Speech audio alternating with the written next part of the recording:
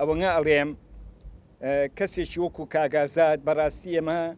وەکو فەرماندەی قەرزاری هەموو ڕۆژگارەکان ئەگە سەردانێکی بەغای بکردایە و باتایەتەوە ئەوەی کە پێویست وایە بۆ ئەو خوێندکارە کوردانەی کە لەوێن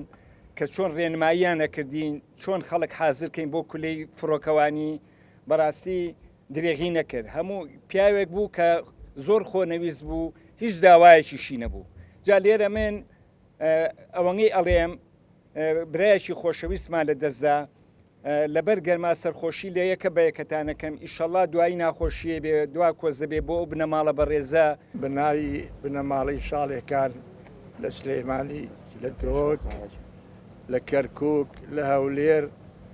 لە هەموو شوێنێکی کوردستان زۆر بە خێراتنتانەکەین زۆر سپاس کە هاتن بۆ لێ ڕسمی بە خاک سپاردنی ئازاتی برام هەر بنەماڵەی ئێمە نەبوو بنەماڵەی هەموو کوردەکەی دڵسۆز بوو وەکو کاک مستەفا ئیشارەتی پیا زۆر یارمەتی قوتابیان یاوە بۆی وەرگیرێن لە کۆلیجی سپەربازی فڕۆکەوانی قووەی جەوی و زۆر دەوری سەرێکی هەبوو وەکو ئیشارەتی پێرە لە سپایکەر ئەو کوردانەی کە گەمارۆ درابوون